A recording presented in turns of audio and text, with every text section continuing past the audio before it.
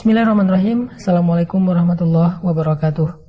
Teman-teman sekalian, Allah Subhanahu wa taala berfirman di dalam surat Al-Fajr, "Ya ayyatuhan nafsul mutmainnah, irji'i ila rabbiki radiyatan mardiyah." Wahai jiwa yang tenang, kembalilah engkau kepada Rabbmu dalam keadaan ridho dan dalam keadaan diridhoi. Hari ini kita akan bahas tentang masalah belajar ridho. Mungkin di Indonesia orang jarang menggunakan kata ridho karena biasanya diganti dengan kata ikhlas. Padahal ikhlas itu lebih kepada urusan niat kita ketika beribadah.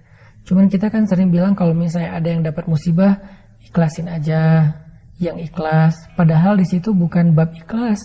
Kalau ibadah ya ikhlas, tapi kalau babnya ketentuan Allah dalam hidup kita atau takdir, maka yang lebih tepat istilahnya adalah ridho. Jadi kalau misalnya kita dapetin seseorang sedang dapat musibah, nasihat kita adalah ini adalah ketentuan Allah, mudah-mudahan ada kebaikan di dalamnya. Nah itu kalimat ridho tuh, mudah-mudahan ada kebaikan di dalamnya. Kalau bahasa lainnya mudah-mudahan ada hikmah. Nah hari ini kita pengen belajar tentang ridho. Apa aja sih bentuk-bentuk ridho? Seberapa pentingnya ridho dalam kehidupan kita? Teman-teman yang dirahmati Allah, orang yang paling beruntung di akhir hayatnya adalah orang yang ridho. Makanya Allah berfirman di surat Al-Fajr tadi, panggilan kepada orang yang ridho. Ketika dicabut ruhnya, ketika dicabut nyawanya, Allah memanggil mereka dengan panggilan jiwa yang tenang.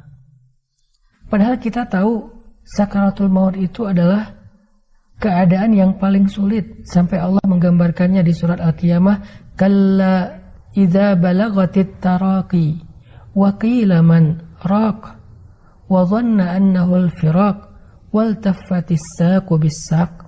Itu gambaran tentang keadaan orang ketika sakaratul maut, ketika ruhnya tersedak sampai ke tenggorokan. Tiba-tiba ditanya siapa yang bisa menyembuhkan kamu hari ini. Dia langsung menyadari udah gak ada lagi yang bisa menyembuhkan dia, dan dia mulai ngerti wa dhanna annahu al-firaq, itulah waktu perpisahan. Dia hanya bisa menatap wajah keluarganya yang dia sayangi, dia cintai untuk terakhir kalinya, dan setelah itu dia akan meninggalkan mereka semuanya. Wal tafatis saqu bis-saq, tiba-tiba betisnya jadi bertaut menahan rasa sakit yang luar biasa. Dalam kondisi seperti itu, ternyata ada orang yang sangat beruntung. Siapa mereka? Orang yang Allah panggil dengan kalimat ya ayyatuhan nafsul mutmainnah. Mau meninggal, nyawanya sudah berada di tenggorokan, taubat udah gak diterima, dia harus berpisah dengan semua yang dia cintai di dunia, harta, keluarga, dan seterusnya. Tapi dia termasuk orang yang bisa tenang menyambut kematian. Mutmainnah, hatinya tenang, wajahnya berseri-seri. Siapa mereka? Mereka adalah orang yang radiyatan, orang yang ridho, orang yang selalu menerima ketentuan Allah selama hidupnya. Itu pentingnya sifat ridho. Terus lawannya ridho itu apa? Lawannya ridho itu adalah kufur. Dia protes gitu dengan ketentuan Allah. Ya Allah, kenapa saya yang diginiin? Ya Allah, apa maumu? Ya Allah, engkau tidak adil. Itu kalimat-kalimat orang yang kufur dan tidak ridho dengan ketentuan Allah Subhanahu wa ta'ala. Memang ada yang kufur nikmat, tapi kalau ini bukan kufur nikmat, kufur takdir, kufur terhadap ketentuan Allah. Sehingga kalau dia menghabiskan usianya dengan protes, mempertanyakan ketentuan Allah, keputusan Allah, kehendak Allah, kenapa saya kayak gini, kenapa pasangan saya kayak gitu, kenapa hidup saya kayak gini, maka ketika akhir hayatnya, dia menjadi orang yang paling gelisah dan menjadi orang yang paling tersiksa saat sakaratul maut. Tidak tumakninah, tidak ya ayyatuhan nafsul mutmainnah. Itu adalah melahirkan tumakninatul qalb, rasa tenang di hati kita. Kalau kita ridho dengan semua ketentuan Allah, hati kita itu akan merasa tenang dan bahagia. Gak ada hal yang mengusik perasaan kita atau yang membuat kita merasa gak nyaman. Kenapa? Tumakninah, tenang. Kita terima dengan semua ketentuan Allah. Lalu gimana caranya biar kita bisa tumakninah, biar kita bisa tenang, bisa bahagia dengan ridho ini? Karena gak semua yang terjadi itu kita bisa terima. Gak semua terjadi itu kita ngerti. Gimana biar kita bisa ridho? Caranya adalah berbaik sangka kepada Allah Subhanahu wa ta'ala. Gimana cara berbaik sangka kepada Allah? Katakan untuk diri kita sendiri, la'allahu khair. Mudah-mudahan di dalam ketentuan ini ada kebaikan. Mudah-mudahan ada kebaikan. Mudah-mudahan ada kebaikan.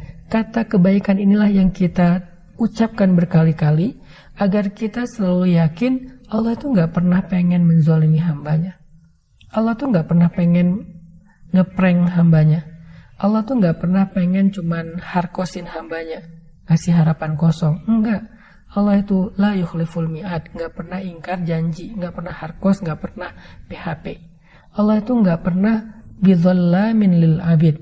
Allah tuh nggak pernah zalim kepada hambanya atau suka ngerjain hambanya, ngeprank hambanya, nggak pernah. Jadi kalau ada satu ketentuan Allah yang menurut kita kayak sesuatu yang nggak kita inginkan, tapi terjadi dalam hidup kita dan kita pengen ridho, katakan saja, la'allahu khair, mudah-mudahan ada kebaikan di sini. Sehingga dengan kita katakan mudah-mudahan ada kebaikan di sini, kita sudah berbaik sangka kepada Allah Subhanahu wa taala. Dan Allah persis seperti apa yang kita persangkakan. Ana inda dhanni abdi bi, kata Allah dalam hadis qudsi, aku tergantung prasangka hambaku kepadaku. Kalau engkau berprasangka baik kepadaku, maka engkau mendapatkan apa yang engkau persangkakan. Itu cara ridho. Katakan, la'allahu khair. Mudah-mudahan ada kebaikan di sini. Baik terhadap satu ketentuan Allah, masalah takdir hidup, ataupun ridho terhadap satu perintah Allah. Kenapa Allah suruh kita beribadah puasa? Bilang aja, la'allahu khair. Mudah-mudahan ada kebaikan di dalam puasa. Sehingga kita berpuasa dengan hati yang lapang. Kenapa saya punya orang tua kayak gini? Bilang aja, la'allahu khair. Mudah-mudahan ada kebaikan. Kenapa saya punya orang tua, mertua kayak gini? Sehingga kita bisa bahagia dengan keluarga kita. Kok saya dikasih pasangan kayak gini ya? Bilang aja, la'allahu khair. Mudah-mudahan pada pasangan saya itu ada kebaikan yang tidak ada di tempat yang lain. Sehingga apapun yang kita alamin, perintah apapun yang kita dengar dari Allah, kita menerimanya dengan sami'na wa ata'na. Saya mendengar, saya taat ya Allah. Kenapa? Saya tahu engkau tidak memerintahkan sesuatu kecuali ada kebaikan di dalamnya. Kata Allah, tinggalkan riba, la'allahu khair. Mudah-mudahan ada kebaikan dengan meninggalkan riba. Kata Allah, tutuplah aurat, la'allahu khair. Mudah-mudahan ada kebaikan dengan menutup aurat. Kata Allah, makan sahur, la'allahu khair. Mudah-mudahan ada keberkahan di dalam sahur. Kata Allah, buka puasa, walaupun kita belum lapar, buka puasa aja, makan. Mudah-mudahan ada kebaikan di dalam berbuka. Kata Allah, tarawih, ya udah saya tarawih. Mudah-mudahan ada kebaikan dalam sholat malam. Kata Allah, maafkan saudaramu, ya kita maafin. Mudah-mudahan ada kebaikan dalam memaafkan. Dan semua perintah dan larangan Allah kita terima dengan ridho, karena kita percaya la'allahu khair, ada kebaikan dalam ketentuan Allah. Itu cara ridho. Mudah-mudahan Ramadan ini kita benar-benar bisa belajar ridho, nerimo kalau kata orang Jawa. Apapun ketentuan Allah dalam hidup kita, apapun perintah dan larangan Allah dalam syariat kita, kita terima aja. Kenapa kita terima? 1, supaya hati kita tenang, gak banyak protes. 2, karena kita percaya Allah nggak nyuruh sesuatu kecuali di dalamnya ada kebaikan. Allah nggak ngelarang sesuatu kecuali di dalamnya ada keburukan. Allah nggak memberikan satu takdir kecuali melalui takdir itu ada kebaikan yang besar bagi kita. Fa inna ma'al usri yusra, inna ma'al usri yusra. Bersama dengan keburukan ada kebaikan. Bersama dengan kesusahan ada kemudahan. Barakallah.